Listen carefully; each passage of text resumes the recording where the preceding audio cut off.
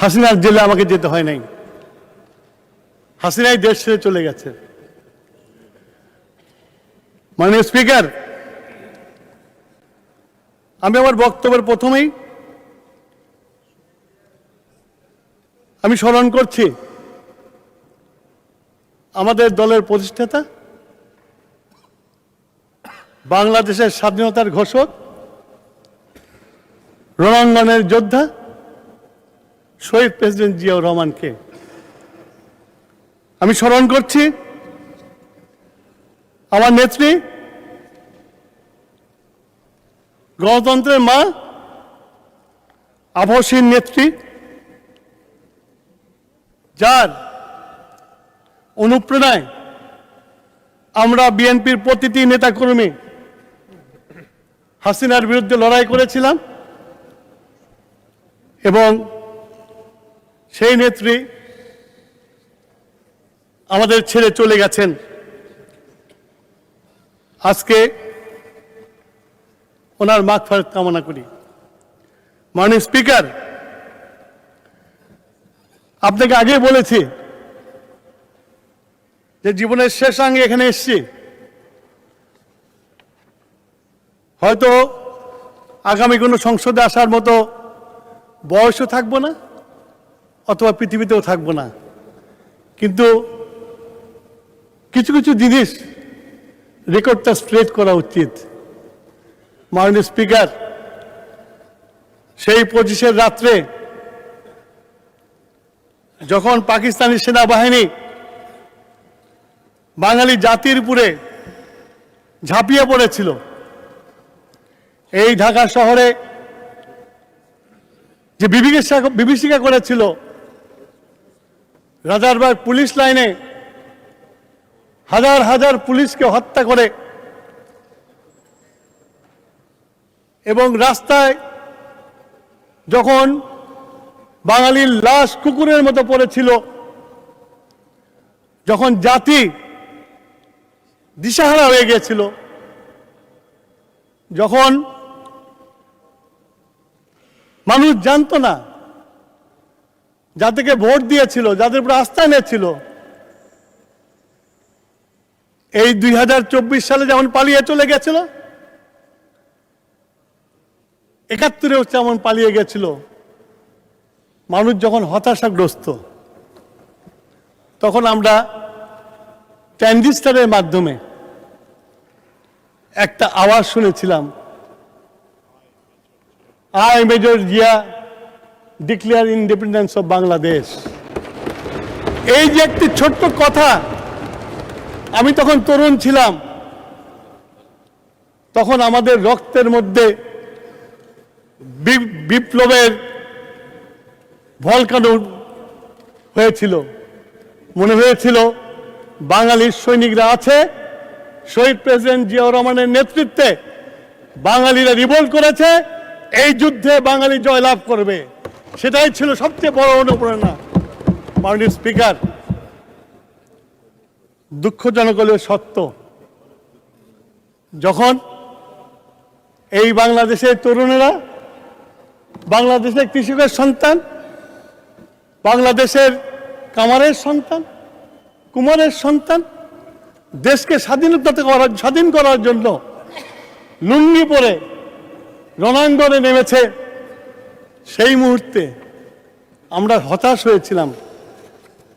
আমাদের ওই বয়সে যখন, মাননীয় স্পিকার, এই ছবিটা আপনাকে কাছে পাঠাবো আমি, টু সেট দ্য রেকর্ড, তখন দেখেছিলাম বাংলাদেশে কিছু পলিটিশিয়ান যে কসাই টেক্কা খানের সাথে বৈঠক করেছিল।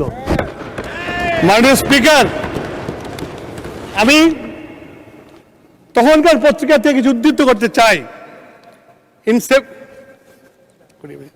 In April 71, following the start of Bangladesh Liberation War, Jamaat Islam leader Ghulam Azam met with Pakistani Martial Administrator Lieutenant General Tikka Khan to assure him full cooperation in suppressing the Bengali independence movement.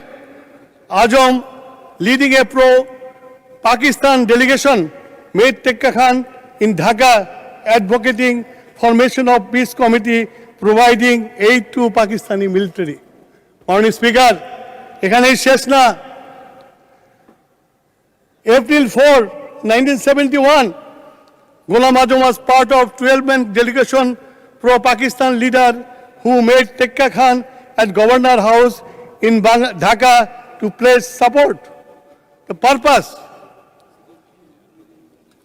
the meeting aimed support Pakistani military against Mukti Bahini, freedom fighter. আপনি আমি তো বাদ পড়ে গেছি interim গভর্নমেন্টের সময়। মাননীয় speaker,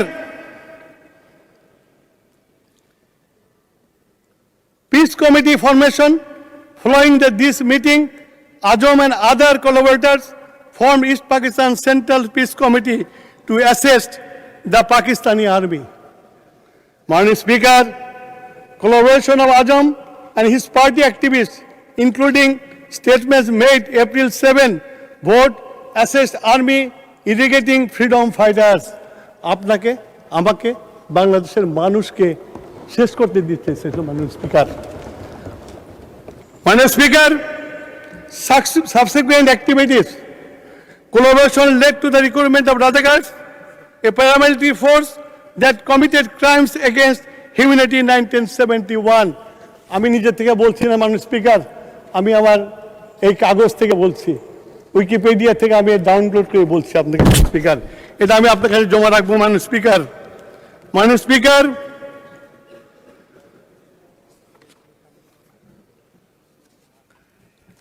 এই যে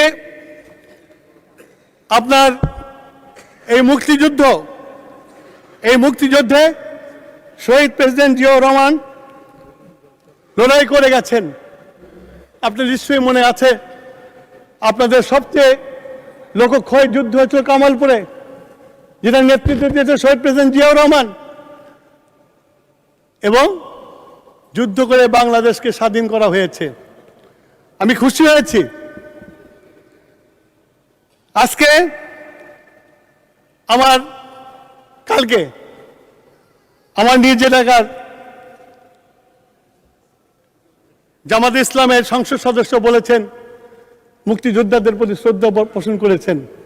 আমি এই পরিবর্তনকে ওনাদেরকে স্বাগত জানাই, যে ওনারা আজকে যে বাস্তব ইতিহাস 71 বাংলাদেশের প্রত্যেকটা মানুষের গর্বের জায়গা। 71 না হলে আমরা আজকে এই পার্লামেন্টে বসতে পারতাম না। 71 না হলে আমরা কেউ সংসদ সদস্য হতে পারতাম না। 71 না হলে আপনার এই দেশের মন্ত্রী হতে পারতাম না মাননীয় স্পিকার।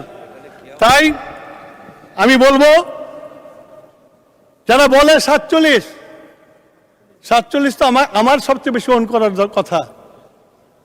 আমার বাবা 47 একজন নেতা ছিল, তখন উনি লেজিসলেটিভ কাউন্সিলের মেম্বার ছিলেন।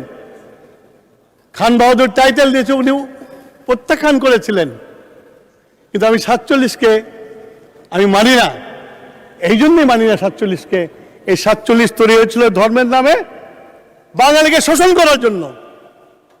সেই জন্য 47-এর কিন্তু আমার কাছে কোনো মূল্য নাই। মাননীয় স্পিকার, ওনারা অনেক সময় বলেন 47-এর বলিদান, ওনারা তো 47কে মানেন নাই, 71-কে মানেন নাই, 47-কে মানেন নাই। সুতরাং আজকে 47 কেন ওনারা নিয়ে আসেন আমি বুঝি না। মাননীয় স্পিকার, আজকে আমরা 17 বছর ত্যাগ তিতিক্ষা করেছি। আমি কিছুক্ষণ আগে বলেছিলাম আমরা 69 আন্দোলন করেছিলাম, ছাত্র সংগ্রাম পরিষদ, আমাদের 11 দফা দাবি ছিল। 11 দফা দাবি নিয়ে আমরা এহিয়া খানের পতন করেছিলাম, আইয়ুব খানের পতন করেছিলাম। মাননীয় স্পিকার, আমরা তখন এহিয়া খান ইলেকশন দিয়েছিল এলএফওর আন্ডারে, লিগ্যাল ফ্রেমওয়ার্ক। আমরা তখন প্রতিবাদ করেছিলাম এই নির্বাচনে যাওয়া যাবে না। মৌলানা ভাসানীর নেতৃত্বে আমরা বলেছিলাম ভোটের বাক্সে লাথি মারো, পুরো বাংলা স্বাধীন করো স্লোগান দিয়েছিলাম মাননীয় স্পিকার। কিন্তু ইলেকশনে গেছেন, নির্বাচন করেছেন, বাঙালি ভোট দিয়ে তাদেরকে এখন সংখ্যাগরিষ্ঠতা দিয়েছে এবং তারা বার্গেন করেছে। বার্গেন করে ফেল করার পরে যখন অ্যাকশন হয়েছে তখন নেতা গ্রেপ্তার হয়েছে আর সবাই পালিয়ে ভারতে চলে গেছে। মাননীয় স্পিকার, এই দেশটা বাংলাদেশের মানুষ স্বাধীন করেছে। আমি একটু কথা বলতে চাই যে এখন বারে বারে 24-এ কথা বলা হয়। আমি 24-কে ওন করি, 24-কে স্যালুট করি। আজকে আমাদের মাননীয় সদস্য নাহিদ যখন বক্তব্য দিচ্ছিল তখন আমার ওই বয়সের কথা মনে হচ্ছিল যে ওই বয়সে আমরা এমপি হতে পারি নাই, নাহিদ এমপি হয়েছে, সুন্দর বক্তব্য রেখেছে। আমি এই বক্তব্য দেওয়ার জন্য ওকে ধন্যবাদ জানাই। কিন্তু আমি নাহিদকে এটাও বলতে চাই যে আমরা মানে সংসদ সদস্য নাহিদকে বলতে সরি, মানে আমি এটা এই যে নাম বলেছে এক্সপ্যান্ড করে দিন মাননীয় স্পিকার, মাননীয় সংসদ নাহিদ। আমি আশা করি যে এরকম তরুণ যারা একদিন আমার মতো এসে এখানে দাঁড়াবে, তাদেরও স্মৃতি রোমন্থন করবে তারা কিভাবে এই দেশে আন্দোলন করেছিল, সেই আন্দোলনে জনগণ অংশগ্রহণ করেছিল, পলিটিক্যাল পার্টি অংশগ্রহণ করেছিল, যেটা ফলে একটা নিকৃষ্ট ফ্যাসিস্টকে পালিয়ে যেতে হয়েছিল। শুধু আমি একটা কথা বলতে চাই যে আমরা 69-এ আন্দোলন করেছিলাম, আমরা 11 দফা আন্দোলন দিয়ে। আমরা কিন্তু যখন এই এখান চলে গেছে, নির্বাচন দিয়েছে, তখন কিন্তু আমরা বিশ্ববিদ্যালয়ে ফেরত চলে গেছিলাম।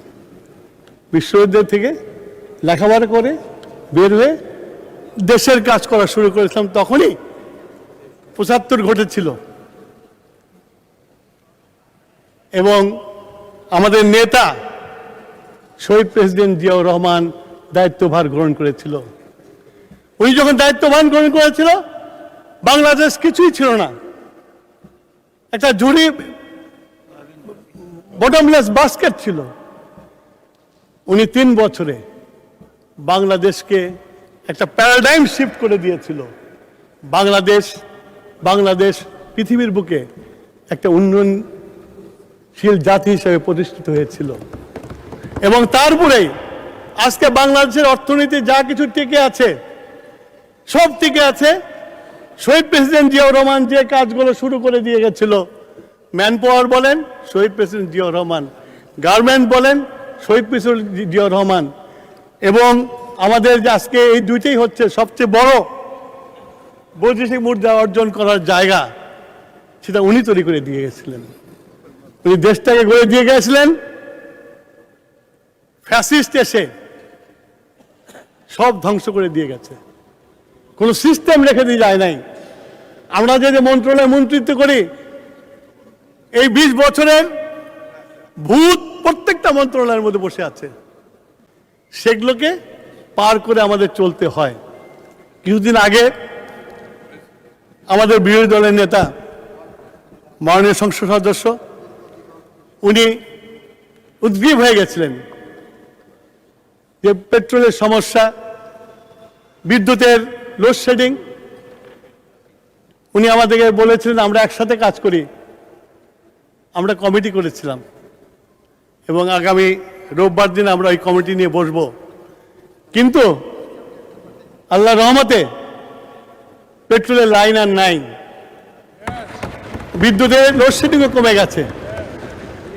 আমরা কাজ করছি, চেষ্টা করছি দেশটাকে উন্নতির দিকে নিয়ে যাওয়ার জন্য। আমি যে জায়গায় ছিলাম মাননীয় স্পিকার, আজকে যেমন আমাদের নেতা শহীদ প্রেসিডেন্ট জিয়াউর রহমান এই বাংলাদেশকে টাইম করে দিয়েছিল, আমরা আমাদের বর্তমানের প্রধানমন্ত্রীকে পেয়েছি যিনি জানেন, যিনি বিশ্বাস করেন বাংলাদেশকে আবার আগের মতো পৃথিবীর কাছে তারা করাবেন। তার কাজ সেটা প্রমাণ করছে। কিছুক্ষণ আগে আমার সহকর্মী বলে গেছেন ফ্যামিলি কার্ড থেকে শুরু করে সব কথা, আমি আর ওই কথায় যেতে চাই না। আমি শুধু এইটুকুই বলতে চাই যে তারেক রহমান যেটা বলে সেটা করে। তারেক রহমান সকালবেলা। মাননীয় মন্ত্রী, আপনি 2 মিনিটে শেষ করলে ভালো হয়, সাম আপ করেন। আমি মাননীয় স্পিকার, আমি বক্তব্য দীর্ঘায়িত করব না, আমি শুধু এইটুকুই বলতে চাই, আমরা একটা নতুন স্বপ্ন দেখি, একটা নতুন দেশ গড়ার স্বপ্ন দেখি তারেক রহমানের নেতৃত্বে। তারেক রহমান যেভাবে এগিয়ে যাচ্ছে, আমি বললাম আপনাকে যে আমরা তখন বৃদ্ধ, জিয়াউর রহমানকে দেখেছি কিভাবে দেশটাকে ঘুরিয়ে দিয়েছিল, তারেক রহমানও পারবে এই দেশটাকে ঘুরিয়ে দিতে। মাননীয় স্পিকার, এটাই আমাদের বিশ্বাস এবং তারেক রহমানের সাথে আমরা নিরলস পরিশ্রম করে এই দেশটাকে নতুন বাংলাদেশ বানাবো ইনশাল্লাহ। মাননীয় স্পিকার, আপনাকে ধন্যবাদ আমাকে একটু সময় বেশি করে দেওয়ার জন্য। ধন্যবাদ।